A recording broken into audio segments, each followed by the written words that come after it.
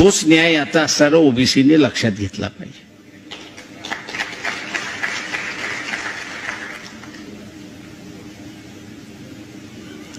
या एका प्रश्नासाठी आरक्षण हे काही देण नाहीये.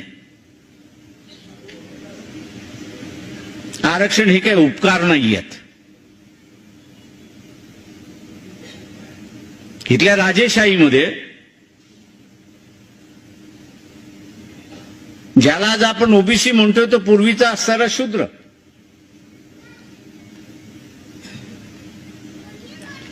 ज्या शूद्रांना चोपदार होता येत नव्हतं, तर त्या राजेशाहीच्या असणाऱ्या दरबारामध्ये तो मंत्री होणं हा वेगळाच.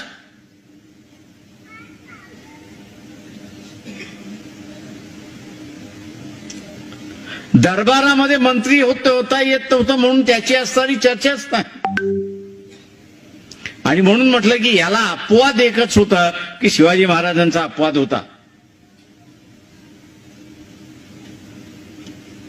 की त्यांच्या दरबारामध्ये इथल्या असणाऱ्या शूद्रांना आणि अतिशूद्रांना स्थान होता, मान होता, सन्मान होता. तो पेशवाईमध्ये पुन्हा गेला. स्वातंत्र्य मिळाल्यानंतर या देशामध्ये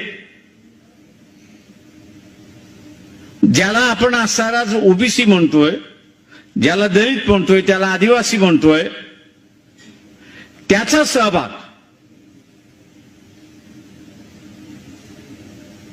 त्याचा सहभाग हा येणार कसा, तर या आरक्षणामार्फत येणार.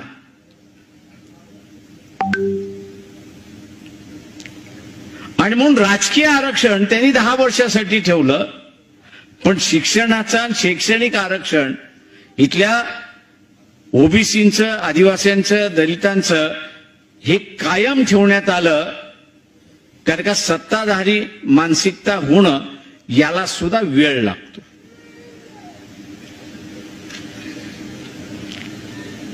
सत्ताधारी मानसिकता होणं याला सुद्धा वेळ लागतो. आणि म्हणून तो वेळ येईपर्यंत ही पूर्णपणे आरक्षणाची व्यवस्था करण्यात आली अशी असणारी परिस्थिती आहे. त्याच्यामुळे आरक्षण उपकार नाहीत. आरक्षण हे माझ्या सत्तेतला सहभाग हा आरक्षणाने शाबूत ठेवला, आरक्षणाने मला मिळवून दिला आणि म्हणून तो माझा अधिकार आहे हे आपण सरळ लक्षात घ्या.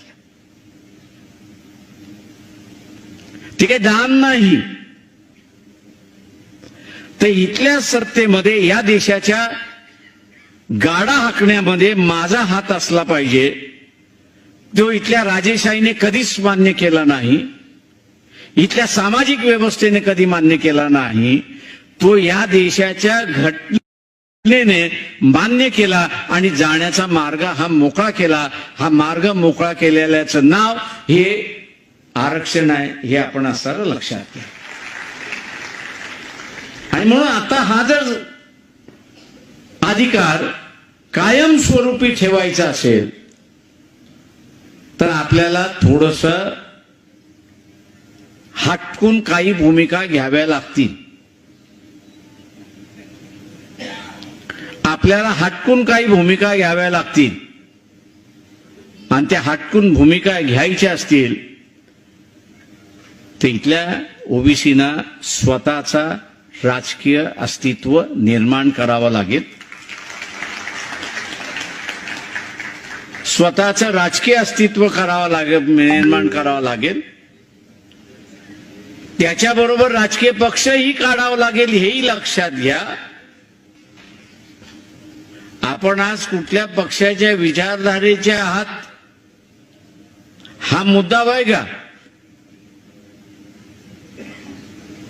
आज आपला असणारा अजेंडा जो आहे तो छोटा अजेंडा आहे, लहान अजेंडा आहे. तो म्हणजे या सत्तेमधल्या हिश्श्यामध्ये, या सत्तेचा गाडा हाकण्यामध्ये माझा जो अधिकार होता तो अधिकार माझा कायम ठेवायचा आहे.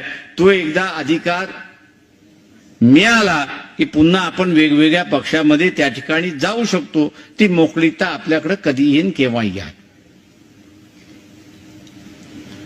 त्याच्यामुळे हा जो संघर्ष सुरुवात झालाय, हा जो संघर्ष सुरुवात झालेला आहे, या संघर्षाला एक दिशा देणं त्याच्यातलं महत्वाचं आहे. या देशातली पहिली घटना दुरुस्ती जी आहे ही आरक्षणाचीच घटना दुरुस्ती आहे. ज्याला कोकणातला माणूस अधिक ओळखतो किरवंत ब्राह्मण म्हणून,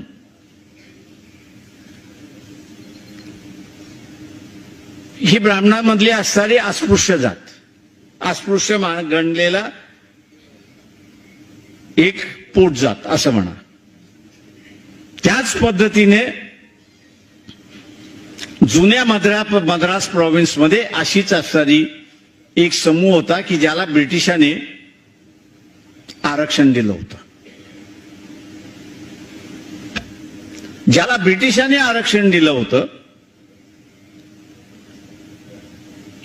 1935च्या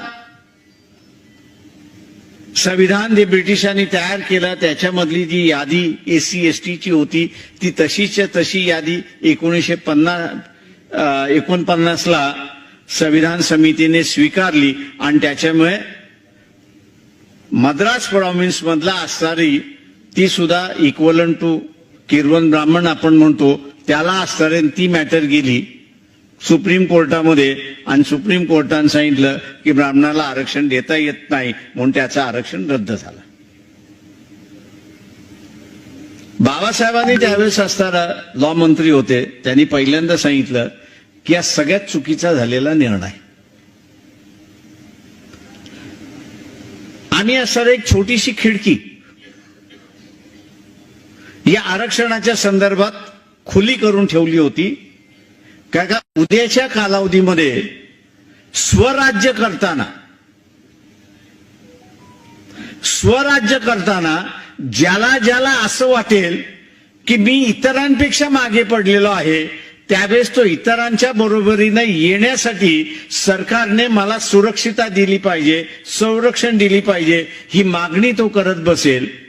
आणि ज्यावेळेस ही मागणी करत बसेल तर त्यावेळेस हे आरक्षणाचं एक खिडकी आम्ही खुली केली होती की 10 वर्षासाठी 15 वर्षासाठी 20 वर्षासाठी आम्ही तुम्हाला असणारं त्या ठिकाणी आरक्षण देतो इतरांच्या बरोबरीने यायला.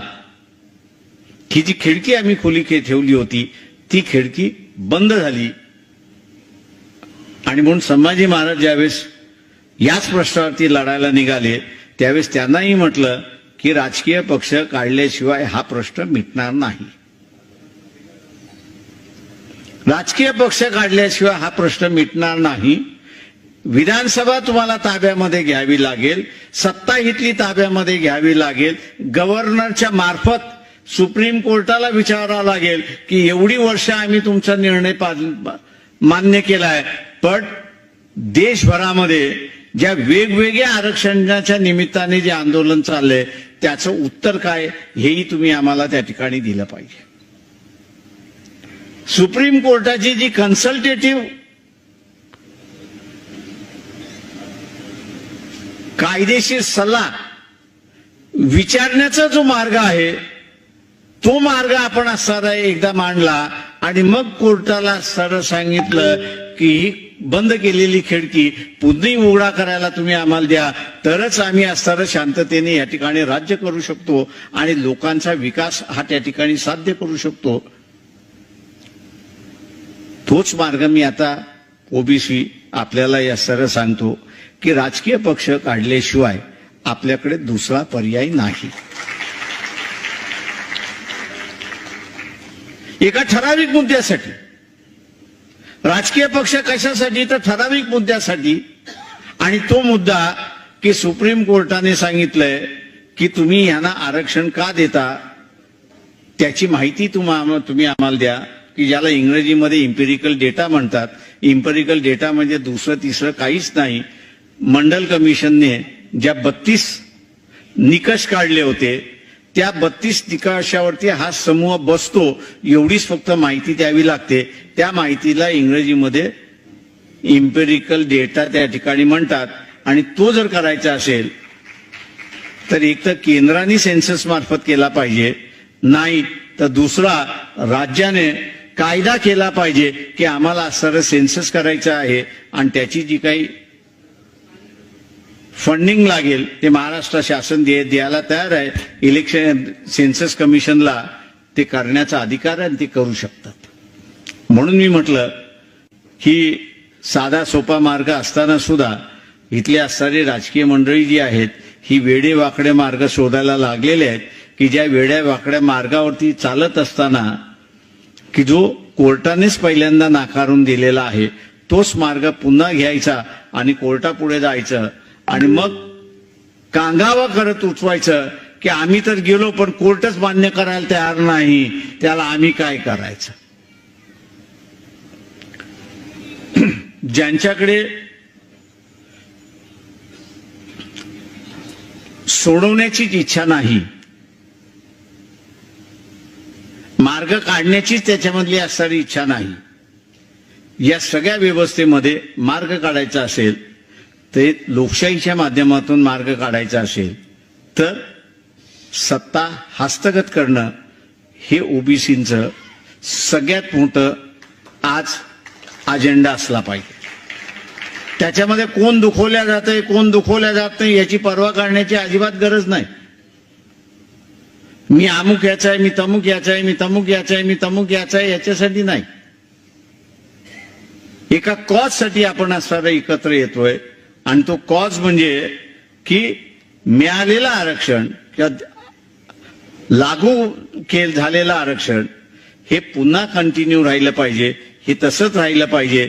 यासाठी कोर्टाने फार कुठेही असं सांगितलं नाही की हे आरक्षण देणं चुकीचं आहे, असं कुठेही म्हटलं नाही. इंदिरा साहनीच्या केसमध्ये उलट मंडल कमिशनचा अहवाल हा घटनाशीर आहे, त्या समूहाला अगोदर दिलं पाहिजे होतं असंही त्यांनी असताना नमूद केले. आज फक्त एवढंच विचारलं जातंय की 23 वर्षानंतर पुन्हा विचारलं जातंय की देण्याची आवश्यकता आहे का, ही आवश्यकता पुन्हा तुम्ही आम्हाला सर दाखवून द्या. आणि इथल्या राजकीय व्यवस्थेचं आपल्याला दिसतंय की ती इच्छाशक्ती नाही अशी असणारी परिस्थिती आहे. आणि अशा असणाऱ्या इच्छा नसताना जर आपण त्याच व्यवस्थेकडे न्याय मागायला लागलो तर न्याय मिळणार नाही अशी असणारी परिस्थिती आहे. आणि म्हणून तो न्याय मिळवायचा असेल तर इथे ओबीसीने आपला असणारा राजकीय पक्ष काढला पाहिजे, सत्ता हस्तगत केली पाहिजे, आपला प्रश्न सोडवला पाहिजे. आणि सोडून जसं महात्मा गांधींनी काँग्रेसला सांगितलं की स्वातंत्र्य मिळवण्यासाठी काँग्रेस होती, बरखास्त करा, त्याच पद्धतीने मग असणारं ओबीसीने की आपलं असणारं आरक्षण सुरक्षित झालेलं आहे, आता ते पुन्हा काढून घेण्याचा प्रश्न राहिलेला नाही. आणि मग ते पॉलिटिकल पार्टी विसर्जित करायची की न करायची ही त्यावेळेच्या कार्यकर्त्यांनी ठरवावी आणि आपला असणारा मार्ग त्या ठिकाणी काढावा. एवढं बोलून काही जणांना मी बोललेलं रुचलं नसेल त्यांची जाहीर माफी मागून मी आपली सगळ्यांची रजा घेतो.